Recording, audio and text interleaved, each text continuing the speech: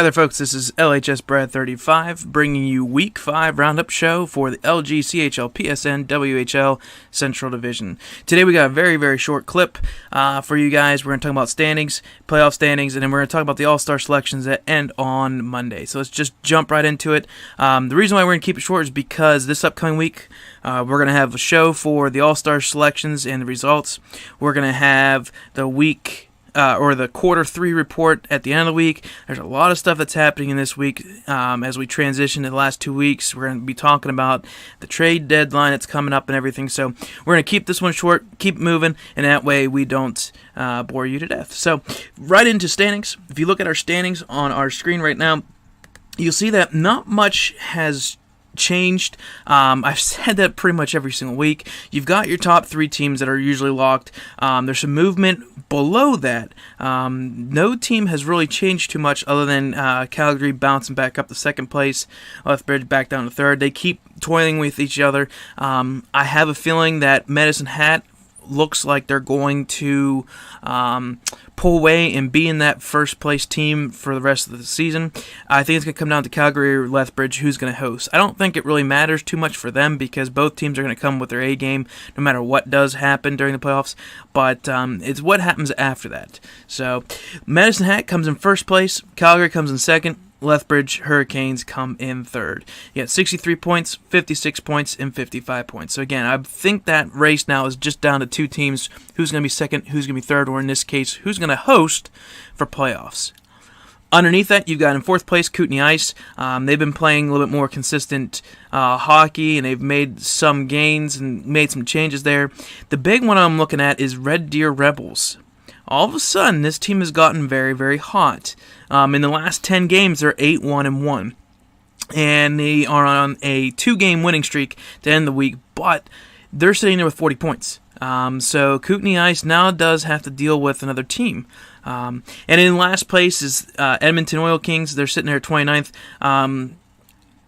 This is the team that has really disappointed me. I thought they were going to make some moves. They had one good week, and that was the very first week, going 6-3.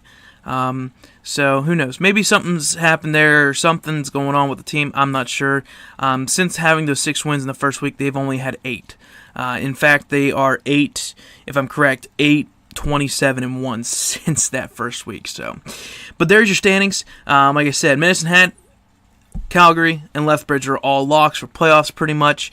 Kootenai is in the window as well as now Red Deer. They're making that last move. Next on your screen is the playoff standings. If you look at it, like I said, each week the playoffs work in the WHL very similar to like the NHL. You've got the top seed, the 2 and the 3. The 1 will be playing a wild card. The 2 and the 3 will play each other. So in the East Division, you got the Warriors, who have made gains on the Wheat Kings. They actually have won 5 straight, or 7-2-1 in the last 10 games. So now the Warriors actually pull ahead of the Wheat Kings as that first place team. Wheat Kings bounce back to second and are now going to be playing host for the Pats as we stand in week 5. In the BC division, you've got the Giants, who have made a lot of moves. This is the team that everybody's talking about in the WHL. They've won 14 straight games. They've been outscoring their opponents fairly well, so they made adjustments there. They made moves to better their team, and it's worked out. It's paid out. Now, during those 14 games, if I'm correct, I have to go back and count again, but I believe 9 of those 14 games have been against teams that are below their record. So, 14 wins is a great stat to even come around or even say. But 9 of those 14 games have been against teams that they should be favored in to win. So, anywho, they have now 61 points. The Cougars are 51, and the Blazers round out the third place team with 50 points. So the Giants are in as the first team for the BC division. United States division, or the U.S. division, the Thunderbirds still are the class of the division. They're in first place with 67 points. That hasn't changed in recent weeks. Americans are in second with 49, and the Winterhawks are with 48 in third. So those are the other 3 divisions. Lastly, in the Central, we just talked about it. Tigers are in first, Hitmen and Hurricanes are in second and third, respectively. So if you look at how this plays out, right now the number 1 seed is the Warriors. The number 2 overall seed is the Thunderbirds. The number 3 again would be the Tigers. So the Tigers would get the third worst wildcard team, which as we speak is in 14th place, the Spokane Chiefs, who have 47 points. With that being said, if you look at the WHL wildcard race, you'll see that the Royals are in 13th, the Chiefs are in 14th, the Broncos are in 15th, and then there's your fourth team from the WHL Central, 16th place Ice. They only have a 1-point lead over the Raiders and a 3-point lead over the 5th place WHL Central team, Rebels. Oil Kings are sitting there in 21st. They are not in last place anymore. However, their season is fairly over unless they can make a 14-game winning streak of their own. With that being said, though, there's 2 teams out of the WHL wildcard right now that could make it. That is the Rebels and the Raiders. To get back to the third team, it's 8-point difference. So right now, it kind of looks like there is a 6-team race for 4 places. It hasn't changed too much. The Broncos have been in the wild card race. The Chiefs have been there. The Royals have been there.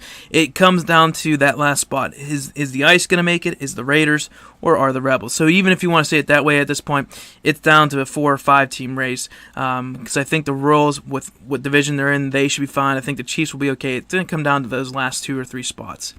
So there's your playoff standings. Again, we'll check in next week with the Quarter 2 report with all the teams and individual top performers. But the last thing I want to leave you guys with is a little bit about the All-Star. If you see on the screen right now, I screenshotted or made a video clip of how to get to it. The big thing is, if you go on the LG site, you'll see there is a media post about asking your management to vote. You have to get the links from management. The reason being is we kept it by individual leagues. So CHL is the league. Underneath that is 3 leagues: the OHL, the QMJHL, and then the WHL. We wanted to keep the WHL to vote for WHL, the O for O, and the Q for Q. For that reason, we didn't post the links because then you could access it, and it's very hard to keep track of who's in the W, who's not. So you have to talk to your management, either your owner, your GM, or AGM. They should have been given links. We've posted into the CHL management Discord with all the links. They should be getting them. If they have not, please contact your management. Ask them to get the links. They can DM me, or worst case scenario, it is out there for the likes. If you look on the screen also, I did show a little video. If you click on the link, it'll take you on. It's easier to do on a computer, by the way. If you click on the link, it'll take you to the page or the form to fill out. You're selecting 3 forwards, 2 defensemen, and 1 goalie. We will share those results on Monday. I think we're going to shut it down between 5 and 6 o'clock at night, so that way we can come back and actually do a show. It won't be live, unfortunately, because of internet issues, but we'll put up a podcast up there late on Monday night. We'll announce the winners and the results. We'll contact the winners and results, and we should be playing games tentatively Thursday night, the night right after LG is done this week. That's the plan. It's subject to change, but the format that we're going to be running is very similar to college baseball with a round-robin system because there are 3 teams. So whatever you're going to do, get out there, ask your management, make sure they've posted it. Right now, the WHL is looking the best. We have the most votes. We have over 100. We're almost about ready to hit 150 votes. The Q has about 125 votes, and the OHL is struggling right now. They only have about 50 to 60 votes. So hopefully in the next day or in the next 24 hours or so, they will get some voting on here. That's pretty good, though. We're shooting for at least half of the CHL to vote, which is a great, especially during the summer. It's a lot time-consuming and a lot harder to get people to vote because there's so much things going on. So I appreciate those who helped out and are trying to vote. But that should be coming up this week. So a lot of things are going on. That's why we're going to keep this show short. And hopefully things go smooth that this week. We can get it all out there. We'll be posting stuff all over the place, so keep your eyes out for that. I've been your host, LHS Brad 35. And as always, keep your stick on the ice.